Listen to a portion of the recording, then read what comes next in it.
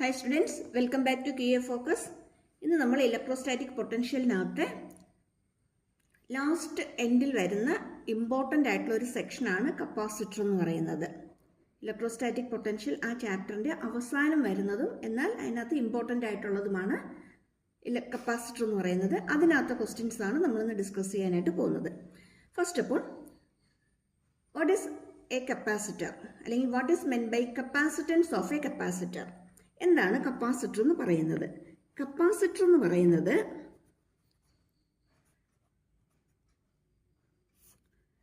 Electrical device ആണ്. It is an electrical device to store charges or electric charges. Electric charges store ചെയ്യാനുള്ള device ആണ് എന്ത്? Capacitor എന്ന് പറയുന്നത്.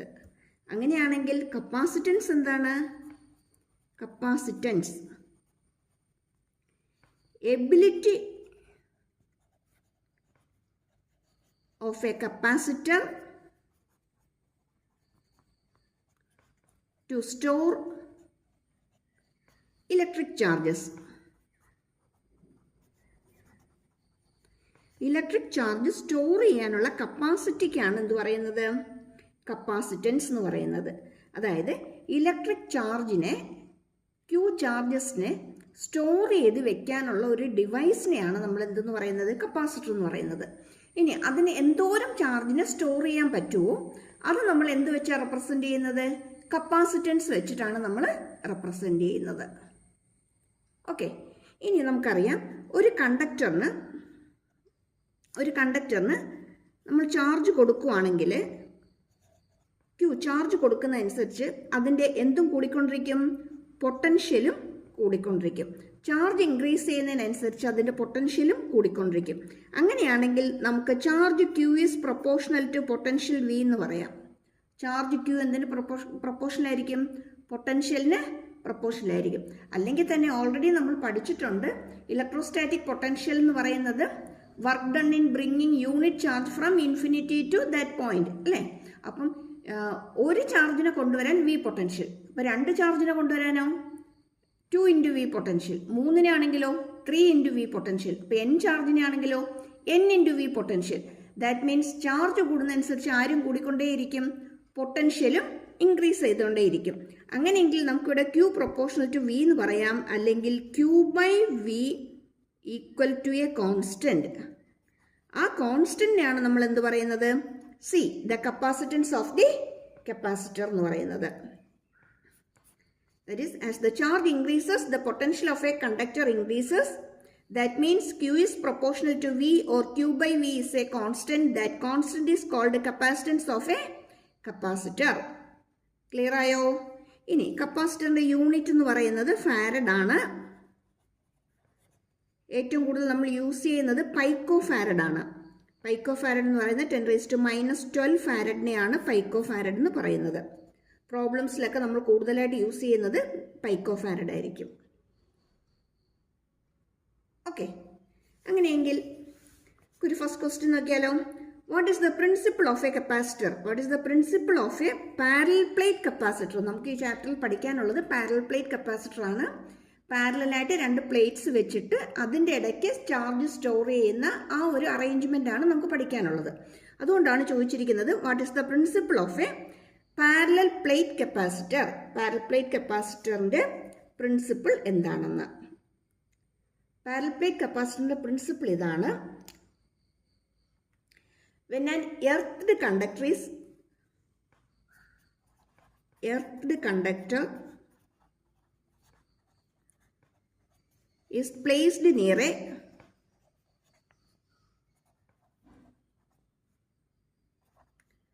charged conductor,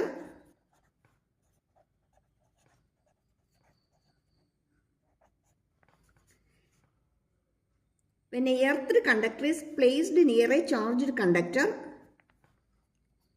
the charge storing capacity അല്ലെങ്കിൽ നമുക്ക് എന്ത് പറയാം? capacitance of the system അല്ലെങ്കിൽ capacitance of the capacitor increases. അതായത് എർത്തഡ് കണ്ടക്ടർ ഒരു ചാർജുള്ള കണ്ടക്ടറിന് അടുത്ത് വെക്കുകയാണെങ്കിൽ ആ സിസ്റ്റത്തിൻ്റെ മീൻസ് ഒരു ചാർജുള്ള കണ്ടക്ടറിനടുത്ത് ഒരു എർത്തുള്ള കണ്ടക്ടർ വെച്ചിരിക്കുന്ന ആ സിസ്റ്റത്തിൻ്റെ ചാർജ് സ്റ്റോറിങ് കപ്പാസിറ്റി ഇൻക്രീസ് ചെയ്യും, അല്ലെങ്കിൽ അതിൻ്റെ കപ്പാസിറ്റൻസ് ഇൻക്രീസ് ചെയ്യും. ചാർജുള്ള കപ്പാസിറ്ററിനടുത്ത് ഒരു എർത്ത് കണ്ടക്ടർ വെക്കുകയാണെങ്കിൽ, ഒരു ചാർജുള്ള കണ്ടക്ടറിൻ്റെ അടുത്ത് ഒരു എർത്ത് ചെയ്തിരിക്കുന്ന ഒരു കണ്ടക്ടർ വെക്കുകയാണെങ്കിൽ ആ രണ്ട് പ്ലേറ്റുകൾക്കിടയ്ക്ക്, ആ രണ്ട് കണ്ടക്ടേഴ്സിനിടയ്ക്കായിട്ട് ചാർജ് സ്റ്റോർ ചെയ്യാനുള്ള കപ്പാസിറ്റി ഇൻക്രീസ് ചെയ്യും. ഇതാണ് ആരുടെ പ്രിൻസിപ്പിൾ? പാരലൽ പ്ലേറ്റ് കപ്പാസിറ്ററിൻ്റെ principle. That is, the presence of a earthed conductor near a charged conductor increases the capacitance. The presence of earthed conductor near a charged conductor increases the capacitance of the system, അല്ലെങ്കിൽ increases the capacitance. Clear ആയോ? ഇനി അതെങ്ങനെയാണ് വരുന്നതെന്ന് നോക്കാം. ഒരു ചാർജുള്ള capacitor ഞാനിങ്ങനെ എടുത്തിട്ടുണ്ടെന്ന് വിചാരിക്കുക. ഒരു കപ്പാസിറ്റർ എടുത്ത് അതിനൊരു ക്യൂ ചാർജാണ് കൊടുത്തിരിക്കുന്നത്. ചാർജുള്ളത് ഞാനിവിടെ എടുത്തിട്ടുണ്ട്. അതിനടുത്തായിട്ട് ചാർജുള്ള കണ്ടക്ടർ, അതിനടുത്തായിട്ട് ഞാൻ ചാർജ് ഇല്ലാത്ത ഒരു കണ്ടക്ടറിനെ ഞാൻ കൊണ്ടുവന്ന് വെച്ചിരിക്കുകയാണ്. അങ്ങനെയെങ്കിൽ നാച്ചുറലായിട്ടും ഇവിടെ ചാർജസ് ഇൻഡ്യൂസ് ചെയ്യുമല്ലോ. ഓപ്പോസിറ്റ് ചാർജസ് ആയിരിക്കും ഇവിടെ ഇൻഡ്യൂസ് ചെയ്യുന്നത്. ഇതിന് ക്യൂ ചാർജ് ഉണ്ടെങ്കിൽ ഡെഫിനറ്റ് ആയിട്ട് ഇവിടെ എന്ത് ചാർജ് ഇൻഡ്യൂസ് ചെയ്യും? മൈനസ് ക്യൂ ചാർജസിനെ ഇൻഡ്യൂസ് ചെയ്യും. അപ്പം ഇവിടെ മൈനസ് ക്യൂ വരികയാണെങ്കിൽ ഇവിടെ ആര് വരും? പ്ലസ് ക്യൂ ചാർജസ് വരും. ശരിയാണോ? ഇനി ഇതിനെ അങ്ങ് എർത്ത് ചെയ്യാമെന്ന് വിചാരിച്ചോളൂ. ഈ സെക്കൻഡ് വണ്ണിനെ എർത്ത് ചെയ്യുകയാണ്. അങ്ങനെയാണെങ്കിൽ എർത്ത് ചെയ്യുവാണെങ്കിൽ ഇതിനകത്ത് പ്ലസ് ചാർജസ് ഉണ്ട്, ഇതിനകത്ത് മൈനസ് ചാർജ് ഉണ്ട്. എർത്ത് ചെയ്യുമ്പം ഈ പുറത്തുള്ള ചാർജസ് എല്ലാം എങ്ങോട്ടേക്ക് പോവും? ഗ്രൗണ്ടിലേക്ക് പോവും. ഇതിനകത്ത് എന്ത് വരും? ഒരു ഇലക്ട്രിക് ഫീൽഡ് അല്ലേ? അല്ലെങ്കിൽ ഇതിനകത്ത് ചാർജ് ഹോൾഡ് ചെയ്യാനുള്ള കപ്പാസിറ്റി കൂടുകയും ചെയ്യും. അതായത് ഇലക്ട്രോസ്റ്റാറ്റിക് അട്രാക്ഷൻ കാരണം ഇതിനകത്തുള്ള ചാർജസ്, നെഗറ്റീവ് ചാർജ് പോകത്തില്ല, ഇത് ഇവിടെ തന്നെ നിൽക്കുകയും ചെയ്യും. എന്നാൽ പുറമേ ഉള്ള ചാർജസ് എല്ലാം എർത്ത് ചെയ്തിരിക്കുന്ന കാരണം ഗ്രൗണ്ടിലേക്ക് ഫ്ലോ ചെയ്യുകയും ചെയ്യും. ഇതാണ് ആരുടെ പ്രിൻസിപ്പിൾ? പാരലൽ പ്ലേറ്റ് കപ്പാസിറ്ററിന്റെ പ്രിൻസിപ്പിൾ. ഇനി ഇവിടെ ഈ സിംഗിൾ കണ്ടക്ടർ മാത്രമേ ഉള്ളെങ്കിൽ ഇതിന് ക്യൂ ചാർജ് ഉണ്ട്, അതിൻ്റെ പൊട്ടൻഷ്യൽ വി ആയിരിക്കും. ഇതിൻ്റെ അടുത്തേക്ക് വേറൊരു എർത്ത് കണ്ടക്ടർ കൊണ്ടുവരുമ്പം അതിന് മൈനസ് ക്യൂ ചാർജ് കിട്ടുകയും ചെയ്യും. അവിടെ എന്ത് വരും? മൈനസ് വി പൊട്ടൻഷ്യൽ അതിന് വരികയും ചെയ്യും. അങ്ങനെയാണെങ്കിൽ ഇതിൻ്റെ നെറ്റ് പൊട്ടൻഷ്യൽ എന്ത് ചെയ്യും? ഡിക്രീസ് ചെയ്യും, കുറയും. ഈ സിസ്റ്റത്തിൻ്റെ നെറ്റ് പൊട്ടൻഷ്യൽ കുറയും. ഇനി നമുക്കറിയാം capacitance C is equal to Q by V ആണ്. That means C is inversely proportional to V ആണ്. V കുറഞ്ഞാൽ ആര് കൂടും? C കൂടും. പൊട്ടൻഷ്യൽ കുറയുന്ന അനുസരിച്ച് കപ്പാസിറ്റൻസ് കൂടിക്കൊണ്ടിരിക്കും. എന്ന് വെച്ചാൽ ഈ സിസ്റ്റത്തിൻ്റെ ചാർജ് സ്റ്റോറിങ് കപ്പാസിറ്റി എന്ത് ചെയ്യും? ഇൻക്രീസ് ചെയ്യും. ഇതാണ് ആരുടെ principle? The principle of a parallel plate capacitor. നമുക്ക് എങ്ങനെ എഴുതാം? Presence of earthed conductor near a charged conductor decreases the capacitance. അല്ലേ? ഇനി നമുക്ക് എന്ത് പറയാൻ പറ്റും? Positively charged conductor induces negative charge on the second conductor. Therefore, the net potential of the system decreases. We know C is equal to Q by V, or C inversely proportional to V, അല്ലെങ്കിൽ C proportional to 1 by V.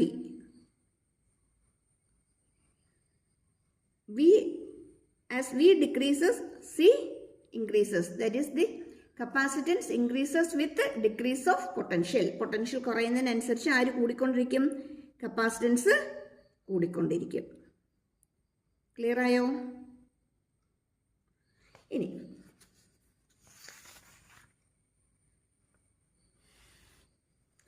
next question is, derive an expression for the capacitance of a parallel plate capacitor. Capacitance of a parallel plate capacitorന്റെ equation find out ചെയ്യാനാണ്, derive ചെയ്യാനാണ് question ചോദിച്ചിരിക്കുന്നത്. അത് നമുക്ക് എങ്ങനെ ചെയ്യാമെന്ന് നോക്കാം. ഒരു പാരലൽ പ്ലേറ്റ് കപ്പാസിറ്റർ പറയുമ്പം പ്ലസ് ചാർജ് ഉണ്ട്, മൈനസ് ചാർജ് ഉണ്ട്. Q ആണ് ഇതിനകത്ത് ചാർജ്. ഇവിടുത്തെ ഇലക്ട്രോസ്റ്റാറ്റിക് പൊട്ടൻഷ്യൽ എന്ന് പറയുന്നത് വി ആണ്. ഇതിനിടയ്ക്ക് ആക്ട് ചെയ്യുന്ന ഫീൽഡ് എന്ന് പറയുന്നത് ഇ ആണ്. ഈ രണ്ട് പ്ലേറ്റിന് ഇടയ്ക്ക് വരുന്ന ഡിസ്റ്റൻസ് എന്ന് പറയുന്നത് ഡി ആണ്. പ്ലേറ്റിൻ്റെ ഏരിയ എന്ന് പറയുന്നത് എ ആണ്. Q charge, V potential, E electric field between the plates, D is the distance between the plates, A is the area. Okay, we know capacitance C is equal to Q by V. Charge density സിഗ്മയും area എയും ആണെങ്കിൽ അവിടുത്തെ charge Q എന്ന് പറയുന്നത് sigma into A ആയിരിക്കും. നമ്മളിത് എവിടെ പഠിക്കുന്നത്? ഫസ്റ്റ് ചാപ്റ്ററിനകത്ത് പഠിക്കുന്നതാണ് അല്ലേ, ചാർജ് ഡെൻസിറ്റി. അങ്ങനെയാണെങ്കിൽ ഇവിടെ ക്യൂവിന് വരെ നമുക്ക് എന്ത് കൊടുക്കാം? സിഗ്മ എ കൊടുക്കാം. അല്ലെങ്കിൽ സിഗ്മ ഈക്വൽ ടു നമ്മൾ പഠിച്ചിട്ടുള്ളത് ഇങ്ങനെയാണ്, ക്യൂ ബൈ എ എന്നാണ്. അല്ലെങ്കിൽ sigma into A is equal to Q നമുക്ക് കൊടുക്കാം. ഇനി വി എന്ന് പറയുന്നത് ഇ ഇൻറ്റു ഡി ആണ്. ഇലക്ട്രിക് ഫീൽഡ് ഇൻറ്റു ഡിസ്റ്റൻസ് ആണ്. ഇ ഇൻറ്റു എൽ നമ്മൾ പഠിച്ചിട്ടുണ്ട്, ഇ ഇൻറ്റു ഡി പഠിച്ചിട്ടുണ്ട്, ഇ ഇൻറ്റു ആർ പഠിച്ചിട്ടുണ്ട് അല്ലേ. എല്ലാം എന്തിനെയാണ് റെപ്രസെൻ്റ് ചെയ്യുന്നത്? ഡിസ്റ്റൻസിനെയാണ് റെപ്രസെൻ്റ് ചെയ്യുന്നത്. അങ്ങനെയാണെങ്കിൽ ഈ ഇക്വേഷനകത്ത് നമുക്ക് സിക്ക് പകരം നമുക്ക് എന്തെഴുതാം? Sigma A by E D എന്ന് എഴുതാം. ഇനി ഗോസസ് ലോ വെച്ചിട്ട് നമ്മൾ പ്രൂവ് ചെയ്തിട്ടുണ്ട്, രണ്ട് പ്ലേറ്റ്സിനിടയ്ക്ക് വരുന്ന ഇലക്ട്രിക് ഫീൽഡ് ഇ എന്ന് പറയുന്നത് സിഗ്മ ബൈ എപ്സിലോൺ 0 ആയിരിക്കുമെന്ന്. ശരിയാണോ? സിഗ്മ ബൈ എപ്സിലോൺ 0 ആയിരിക്കും.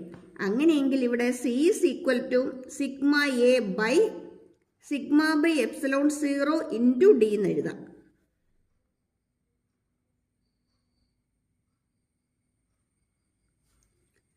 that equal to sigma a by d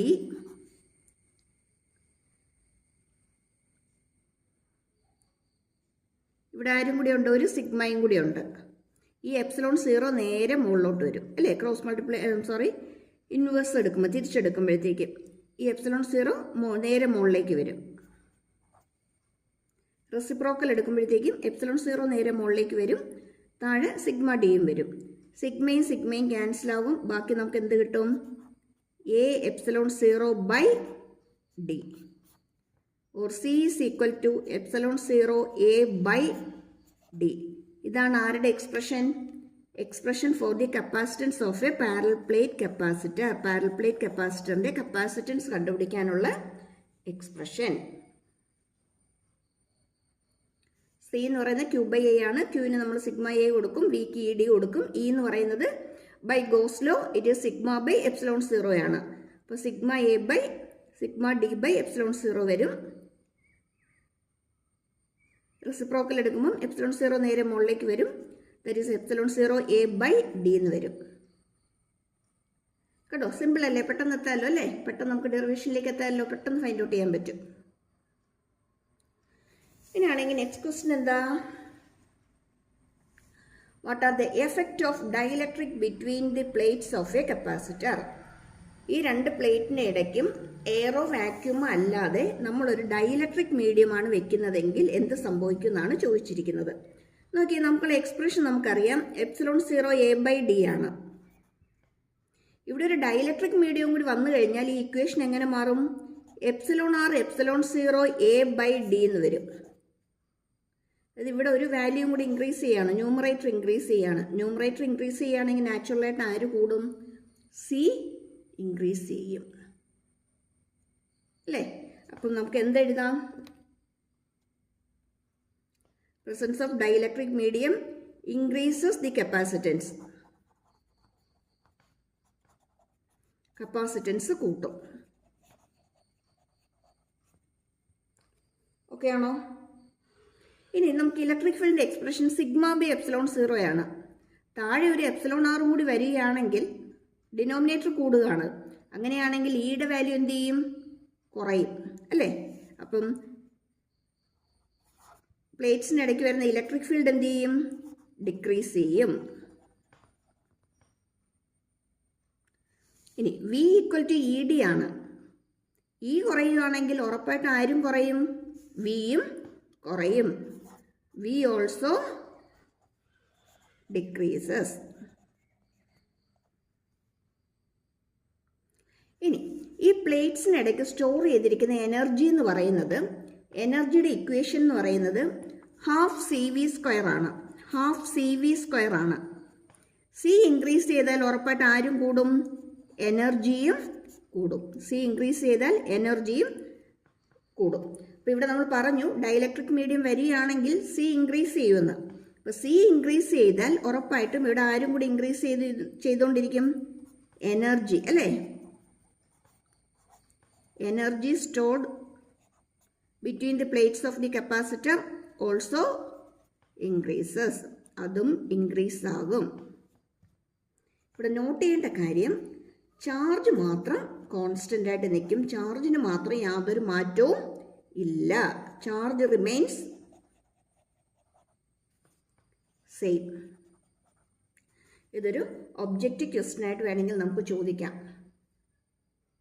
which of the following is true, അല്ലെങ്കിൽ which of the followings are wrong, അങ്ങനെ എന്തെങ്കിലുമൊക്കെ നമുക്കൊരു ഒബ്ജക്റ്റീവ് MCQ ടൈപ്പ് ക്വസ്റ്റ്യൻ ആയിട്ട് നമുക്ക് ചോദിക്കാം. പ്രത്യേകിച്ച് CBSEക്ക് ഫസ്റ്റ് സെഷൻ ഫുൾ MCQs ആണ് അല്ലേ. അപ്പോൾ അവിടെ ചോദിക്കാൻ പറ്റുന്ന ഒരു ക്വസ്റ്റ്യൻ ആണിത്. താഴെ തന്നിരിക്കുന്നതിനകത്ത് ഏതാണ് കോൺസ്റ്റൻ്റ് ആയിട്ട് നിൽക്കുന്നത്? ഇ ആണോ, വി ആണോ, എനർജി ആണോ, സി ആണോ, ചാർജ് ആണോ? ഓക്കെ, ഇനി അടുത്ത ക്വസ്റ്റ്യനിലേക്ക് പോവാം. അടുത്ത ക്വസ്റ്റ്യൻ ഒന്ന് വായിച്ചു നോക്കിയേ. Derive an expression for energy density of a parallel plate capacitor. Energy density of a parallel plate capacitor. ശരിക്കും നമ്മൾ എനർജിയുടെ ഡെറിവേഷൻ നമുക്കിപ്പോൾ പുതിയ സിലബസിൽ ഒഴിവാക്കിയിട്ടുണ്ട്. കുറേ ഡിലീറ്റഡ് ടോപ്പിക്സ് വന്നായിരുന്നല്ലോ, അപ്പോൾ അതിനകത്ത് എനർജിയുടെ ഒഴിവാക്കിയിട്ടുണ്ട്. പക്ഷെ അത് ബേസ് ചെയ്തുള്ള പ്രോബ്ലംസ് കളഞ്ഞിട്ടില്ല. അത് ബേസ് ചെയ്തുള്ള പ്രോബ്ലംസ് നമുക്ക് പഠിക്കാനുണ്ട്. അപ്പോൾ പ്രോബ്ലം ചെയ്യണമെന്നുണ്ടെങ്കിൽ നമ്മൾ എന്തറിഞ്ഞിരിക്കണം? എനർജിയുടെ ഇക്വേഷൻ അറിഞ്ഞിരുന്നാലേ നമുക്ക് ചെയ്യാൻ പറ്റത്തുള്ളൂ. നമുക്ക് ക്വസ്റ്റ്യൻ എന്താ ഇപ്പോൾ ചോദിച്ചിരിക്കുന്നത്? എനർജി ഡെൻസിറ്റി ഫൈൻഡ് ഔട്ട് ചെയ്യാനാണ് ചോദിച്ചിരിക്കുന്നത്. എനർജി ഡെൻസിറ്റി ഈക്വൽ ടു ആണ് ചോദിച്ചിരിക്കുന്നത്. എനർജി ഡെൻസിറ്റി എന്ന് പറയുന്നത്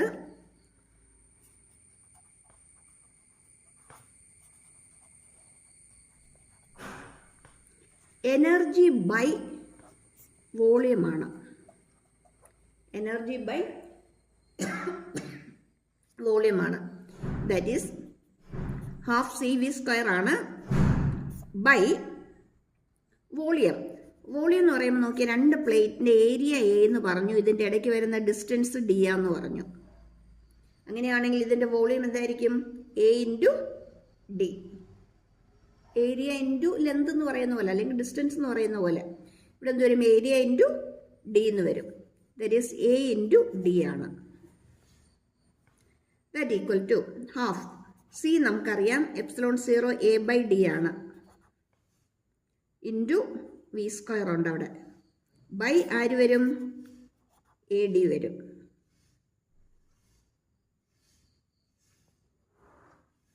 that equal to half ε0 A V square by D already ഉണ്ട്, ഈ ADയും കൂടി ഇവിടെ തന്നെ വരും അല്ലേ. അല്ലെങ്കിൽ നമുക്ക് എങ്ങനെ എഴുതാം? പിടി കിട്ടിയില്ലെങ്കിൽ ε0 A/d into V square into ഇല്ലേ, ഇതിനെ നമുക്ക് AD/1 എന്ന് എഴുതാം. എന്ന് വെച്ചാൽ 1/AD ആണ്. റെസിപ്രോക്കൽ എടുക്കുമ്പോൾ 1/AD എന്ന് വരും. എയും ക്യാൻസലായി പോകും. ഡി ഇൻറ്റു ഡി സ്ക്വയർ എന്ന് വരും. അതായത് half epsilon V square by D square എന്ന് വരും. നമുക്കറിയാം V/d എന്ന് പറയുന്നത് ഇ ആണ്, ഇലക്ട്രിക് ഫീൽഡ് ഇ ആണ്. അങ്ങനെയെങ്കിൽ ഇതിനെ നമുക്ക് ഹാഫ് ε0 E സ്ക്വയർ എന്ന് എഴുതാമല്ലോ. Half ε0 E square. Energy density of a capacitor is half ε0 E square ആയിരിക്കും. അതുപോലെ ഈ ഇക്വേഷനും പഠിച്ചോണം. E is equal to half C V square, energy stored in a capacitor. Okay, അപ്പോൾ കൂടുതൽ ക്വസ്റ്റ്യൻസ് ആയിട്ട് നമുക്ക് അടുത്ത വീഡിയോയിൽ കാണാം. സബ്സ്ക്രൈബ് ചെയ്യാനും ലൈക്ക് ചെയ്യാനും ഷെയർ ചെയ്യാനും മറന്നു പോകരുത്. എല്ലാ വീഡിയോയിലും സ്ഥിരം പറയുന്നത് പോലെ തന്നെ. Okay, thank you for watching. നമുക്കിനി കൂടുതൽ വീഡിയോസായിട്ട് കാണാം.